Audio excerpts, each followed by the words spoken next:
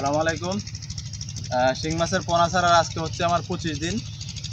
ছাড়ার পরের দিন পোনা ছাড়ার পরের দিন হচ্ছে আমি জীবাণুনাশক করছিলাম।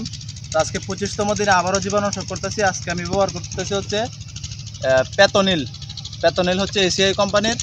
এর আগে ব্যবহার করছিলাম হচ্ছে একোয়া ক্লিন স্কয়ার কোম্পানির। তো এক এক গ্রুপ প্লাস এক কোম্পানি। বারবার একই জীবাণুনাশক দিয়ে জীবাণুনাশক করা যাবে না। প্রত্যেকবার করার সময় গ্রুপ চেঞ্জ করে এবং কোম্পানি চেঞ্জ করে গ্রুপ চেঞ্জ করে করতে হইব। এদিকে শুধু জীবাণুনাশক আমি ব্যবহার করতেছি না, এখানে এই যে লবণ পানি ব্যবহার করতেছি। এই যে লবণ পানি এখানে প্রতি শতাংশ জমির জন্য প্রতি শতাংশ 5 থেকে 6 ফুট পানির জন্য হচ্ছে 200 গ্রাম করে আপনার লবণ ব্যবহার করতে হবে, লবণের পানি। আর হচ্ছে আমার 10% পুকুর, 10%-র জন্য এটা একটা ব্যবহার করতেছি পেতনিল একটা। তো গায়ে নির্দেশনা দেওয়া আছে, আপনার নির্দেশনা অনুযায়ী ব্যবহার করবেন।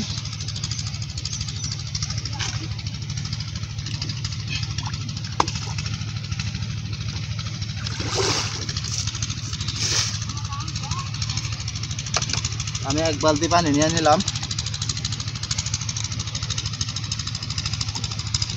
1 বালতি পানির মধ্যে সম্পূর্ণ পেতনিল ঢাইলা দিব।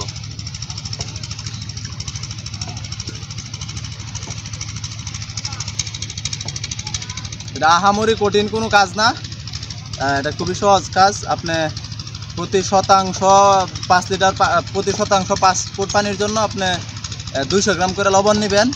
লবণের পানির সাথে আপনার পুকুরে আপনার পুকুর যতটুকু বড় অতটুকু আমার 1 বালতি পানি দেওয়া হয়। আপনার যদি বেশি লাগে আরও বেশি পানির মধ্যে গুলাই নেবেন। আমি একটা পেতনিল নিছি, আবারও বলতেছি আপনি বারবার গ্রুপ চেঞ্জ করে করবেন, বারবার একই গ্রুপের ওষুধ ব্যবহার করবেন না।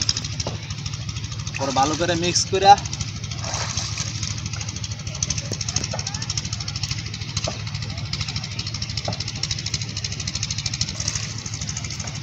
সুন্দর করে মিক্স করে নিয়ে পরে বাটি দেওয়া হালকা করে পুরো পুকুরে ছিটিয়ে দিবেন।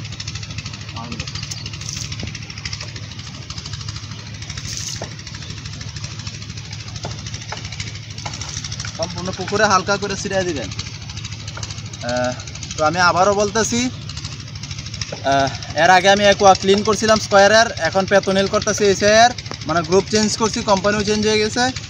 বারবার একই করা যাবে না, প্রত্যেকবার গ্রুপ চেঞ্জ করে করে দিতে হবে। প্রতি শতাংশ জমির জন্য 1 থেকে 5 থেকে 6 ফুট পানির জন্য 200 গ্রাম হচ্ছে আপনার লবণ ব্যবহার করবেন। আর আপনার পুকুরে যতটুকু পানি দরকার ততটুকু পানি নেবেন, এবং যতটুকু জীবাণুনাশক দরকার ততটুকু জীবাণুনাশক গায়ে উল্লেখ করা আছে নিয়ে আপনি প্রতি 20 দিন পর আপনার যদি কোনো চাষ হয় তাহলে 15 দিন পর আপনার জীবাণুনাশক করে দেবেন, তাহলে আপনি নিরাপদ থাকতে পারবেন ইনশাআল্লাহ।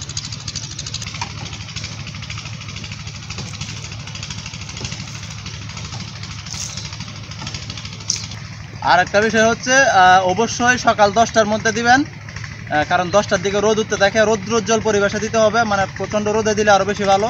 এই জন্য সকাল 10টার মধ্যে ওই জীবাণুনাশকটা দিয়ে কমপ্লিট করবেন।